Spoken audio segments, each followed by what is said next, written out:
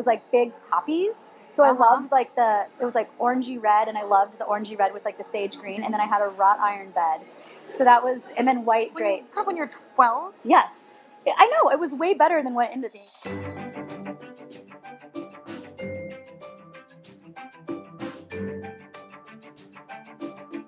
So, Lacquer Design, it's an interior design firm. It's pretty much full service, but I do different things like consultations and staging and styling and things like that. Really anything under the umbrella of interior design.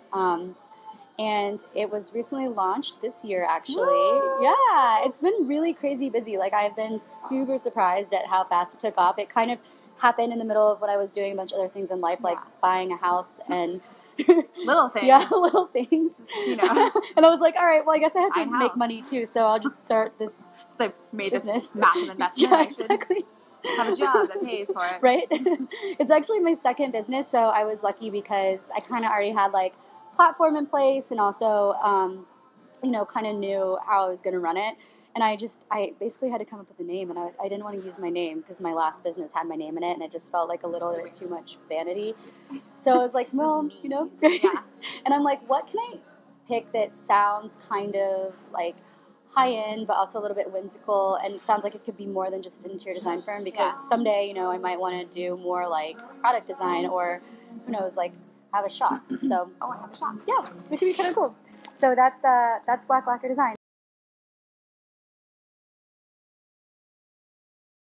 I feel like this is such an important question because I seriously feel like I could go and talk to all of my mentors and the people that I admire and whose lives I want and ask them this. So maybe like somebody will be helped by my story. Yes, I don't know. Yes. But basically, I actually, this is my second career in general. I went to school for journalism and art history. Yeah, and I graduated from like a Big Ten university. I was in a sorority, like the whole bit. And then, what sorority? Pi Phi. Oh, yeah, Pi Phi. Which I'm okay with because my cousin was a okay, Pi Phi. good. Yeah, good. Yeah. It was like totally another lifetime. That was, I don't even want to say how many years ago now. Jeez. Oh my God. But anyway, so I came out to LA like right after school, and I was super, super lucky because I got a job immediately, like literally a couple weeks out of graduation. I was here working at a PR firm, and it was like a boutique PR firm. It was doing beauty and fashion PR. Wow, that's like this. I'm sorry. This it was like I'm a sorority girl, so I can say this, but it's like a sorority girl dream. Yeah, exactly. And I was like working on Robertson Boulevard, and like it was very. Oh my gosh, it was like paparazzi outside of my office every day, and I was kind of miserable because I knew that I wanted to be an interior designer, and I had a really great boss, and I made some really good friends there. Actually, my boss there is now one of my clients, which is kind of like a weird full circle situation.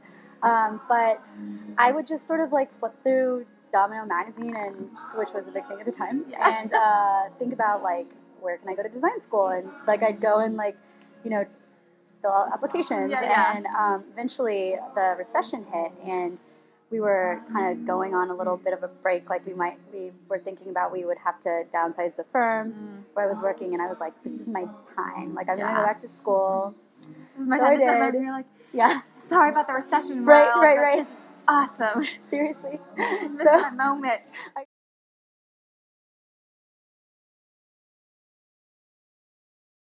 There's always like a catalyst. There's always something in people's lives that's like very specific that allows them to like do what they do, right? Like the recession. Yeah, exactly. So for me, like, I hate to have to admit this, but I at the time was dating this guy who was a production designer and owned his own company, and I was very lucky because he had a lot of work coming in, and we lived together, and so he was like splitting my rent with me, and he was very supportive of me kind of going out on my own. He had never worked for anybody in his life. He'd always just kind of been a renegade. So he really inspired me to like take this leap, and he's like, look, work with me, like you can get by on the jobs that like I'll put you on. You can do art department and it's still in your field. And I'm like, I'm gonna do it. Because like the reason is because at the same time the idea was that I would start building my design firm Caitlin, which was the design firm that I recently had before Black Lacquer. So it was kind of like, had you thought in your mind before that, like one day I want to own my own design firm? Yeah, always part of your plan. Oh, what? Always, like ever since like before, like when I was in design school, I actually came across the other day like this interview that I did when I was working for another firm, Match Studios, during design school. Great firm, Bernard, the owner, is fabulous. He's like another one of my mentors. But they interviewed like the whole staff because I was doing like PR for them because I was bridging the gap between like I was using I was pulling all of my cards, right? I was like, I can do PR for you. Yeah. You're a design firm. Like, I need to get in with design firm. That's so perfect, though. Yeah, that's another tip. So you know, just like try to figure out how you can bridge. get in with it. Yeah. But so during this, like, some publication interviewed all of us, and I read it the other day, and it said like my 5-year plan was to own my own firm, and then I said, okay, maybe 10-year plan, because then I was like, and write books and have like a furniture line and a textile line and like all this stuff, obviously that I haven't done yet. But that's so cool that that's like you know, it's like giving power to your words. Yeah, write it down. I think it's really, really, really important to do that. I mean, literally, like, this is out in the universe. This is like not even on topic, but like back in, I think it was like October, November, my boyfriend and I made like a chalkboard wall in our apartment, and I wrote on it, we move into our Craftsman bungalow in March, and I'm not even kidding you, we bought the house in March and like had no idea that we were ever going to be able to do that, like up until right when it happened. It was crazy. So wild. Yeah. Like so good. I'm totally I love that idea. Like, I really learned from it is that, you know, you got to do it even if it's not perfect. You got to get it done. Yeah. Like, you got to just like put it out there. You can't stress out because no one else is going to notice. And like, perfect is so subjective anyways. Yeah. So, I mean, you're probably going to be the hardest critic. Yeah, for sure. Yourself. Yeah. And I was concerned at first too because I was like, well, we don't really have a big portfolio because like we haven't really done any projects. Yeah. And so we put our own apartments, like her apartment was on apartment therapy too. Yeah. So we just threw that up and then I did one office project for a startup like basically right after I'd quit my job. So that was like the only other thing we had. And I mean, it was enough. It was crazy. Like, and it got the ball rolling, and once we got one client, and we did have a client by the end of January. Oh, nice. So it was great. It was an acquaintance / friend of mine, nice. but you know, whatever. And I think we made $600 on the project. Hey, each getting paid, making money, and then it never stopped. Like it was crazy. It was like there was just never a time like after that we didn't have at least one active client, and normally we had many clients. And the first year, I mean, it was a little tough. Like we scraped by. But I did still take a few other art department jobs, not with the ex, but like with other people that I knew.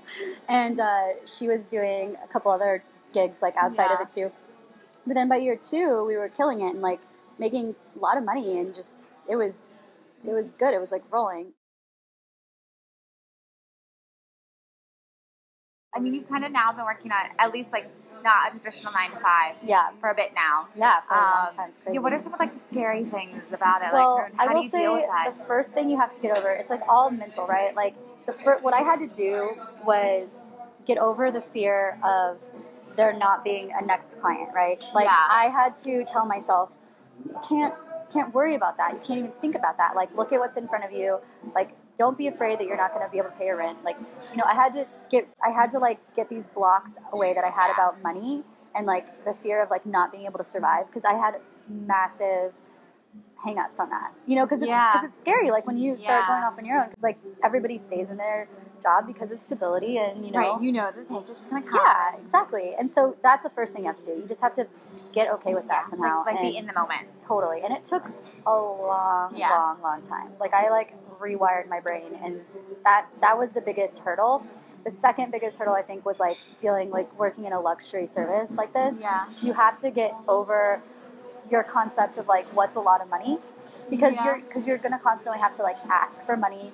You're proposing things to clients. Like you can't assume anything like about what their financial situation is. You just have to get over it. And like, so I just sort of started thinking about money as not like really a thing. Just like money comes, money goes. Like money has different kinds of value, but it's not really important. Like meaning that was it uncomfortable to ask for people to pay you for your services? I think like in the very beginning, yes, because I think as women too, you feel like women, I think, have a tendency to like feel more of this like sort of unworthiness. Like we just like work really hard and like do all this stuff, and then we don't really like expect people to, like appreciation or like payment. So at the beginning that was hard, but then what was harder was like handing over an invoice, you know, for like $100,000 and being like, this is how much it's going to cost to furnish your whole house. Because, you know, to me it was like, that's so much money. But I wasn't thinking, that was like in the beginning, you know, and I wasn't thinking like larger scale, and you get over that, and you start getting all of a sudden the clients that have the bigger budgets. Yeah.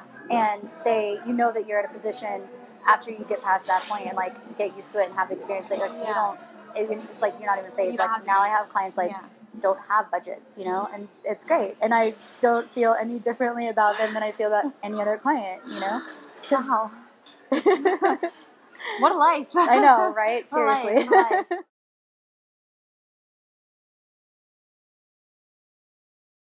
I think the first thing is like you have to have a clear idea of what you want to do. Because I feel like I have a lot of friends, and I've talked to so many people who they have all these talents and they have all these things they like to do, but they don't know what they want to hone in on. And it's kind of like, you were saying earlier, like you have your niche with this, and that's so important because if you don't have like a clear idea, you can't really set a path.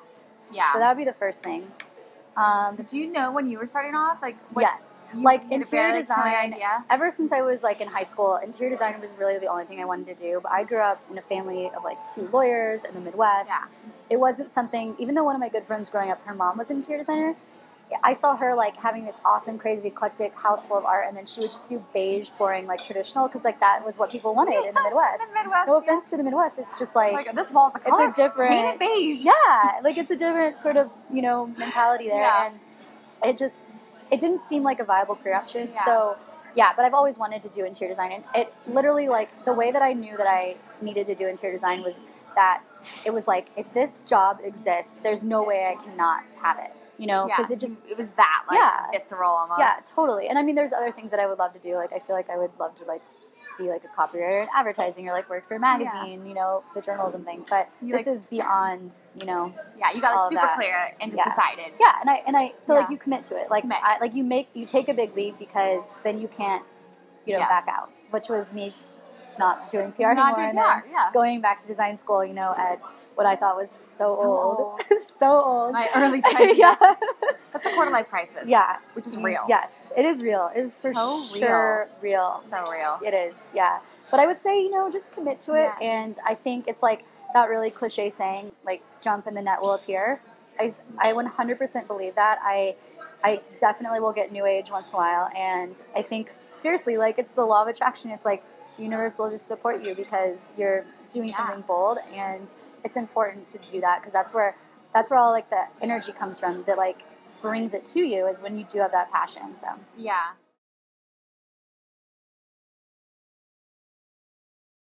It's the jam jar. That's so much fun. It's the jam jar. It looks like milk though, not jam. It's fine. Do you have a better jam jar? I have no jam jars. It's actually a light bulb. Oh, really? It was, and then my maid put it in the dishwasher, and it was no longer a light bulb. Now it's the jam jar. Hey, recycle, upcycling. I have upcycling. DIY. It got upcycled twice, clearly. So much. Since we're like kind of getting into this, I think it's a natural progression to bring out the jam jar. And just get some. It's like some more. Yeah, just pull it out. And just go for the easy one. Yeah, this is. We got. Which one do we want? We'll go with this one first. Okay. Yeah, because I want to hear more about you. What's my Starbucks order? Okay, it's either one of two things. Either just like a iced coffee, regular iced coffee, or a vanilla latte, iced. Vanilla latte. Unless it's really cold. What kind of milk? I don't really care about the milk. I'm like whatever you want to use. Okay. Yeah. But milk kind of does gross me out a little bit, so maybe I should start thinking about that. I'm like, just whatever is the least milky. Whatever the least milky is. It would be like the one that's not actually milky. Yeah, exactly. Soy. Go with that. Soy. What's your, this has to come up because it happened when you were ordering Starbucks name. Oh, I always go with my real name, and like I was saying, nobody has yet to actually spell it the way that I spell it. No one spells it right? No. I have seen the most creative spellings for my name. Today, I got a guy from one of the vendors that I use. Yeah. Really like high-end vendor too, which I was so surprised by this. So my name, Caiiitlen. I was like, you win, buddy. Double I. Yeah. Hey. 3 I's and an E in my name, apparently. It's awesome. Dude, you really messed it up. Yeah, I was like, okay. That is just wrong. And I even told him how to spell it on the phone, so.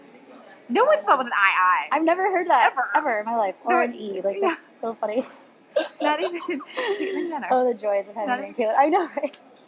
Not even that. Not even. Okay, since you already plucked this one out. Where is the last place you traveled? I went back to my hometown of Indiana last weekend to see my best friend because she had her baby shower. Oh, it was really cute. The Midwest has a way of pulling you back. It does. I know. Honestly, like the summers there, they feel so good. There's like this humidity and night heat. Oh my god, I always talk about night heat. Yeah. Nobody's ever with me on that. No, I was talking about it with someone like early at dinner, also from the Midwest, and we were like, okay, so LA is like, oh my god, no one understands. LA is so cold at night. LA is cold, especially at night. I hate that. In the Midwest, you have like 90-degree nights. Yeah. You're just like wearing like a little dress and like it's fine. And here, you're like, I'm gonna wear this dress, and then you walk outside, you're like, oh, no, I'm not. No, I know. Or like, I will underneath this parka. I say that always. Seriously. You're like totally ruining my outfit, but God, yeah, night absolutely. Night heat is real. Midwest has that going for it. Yeah, it exists other places, but not here. Okay, let's pull one more out. Okay. I can only get the one. I feel like I'm gonna like get someone's hand stuck in here once. You should have like a little tool that you can like pluck put it down. out. Yeah. What did you want to be when you grew up? You know, I found this was really fun. This teacher that I had in 5th grade made us all write a letter to ourselves, and she promised that she would send it to us when we were 21. She said she would find our address. Like, this was before, you know, the internet was like really common. And she's like, find your address, I'll mail it to your parents' house, whatever, their existing address. I thought about this thing for years and years and years, and I'm like, is she ever going to send it? And then I became friends with her on Facebook, and then she asked me for my address. No way! So she sent it to me. Social media. Yeah, and because I was so curious for so long what I wrote down, and I was very disappointed to find that I wanted to either be a teacher or an actress. So I guess that's what my 5th grade self said. I don't know. But here, you wrote it down. Yes. You kind of teach. You teach people how to decorate their house. Exactly. And you were on a YouTube series. There you go. Totally I nailed it. And acting like you do DIY. Totally. Yes. Nailed it. Nailed it. Nailed it. Oh my gosh, it's so good.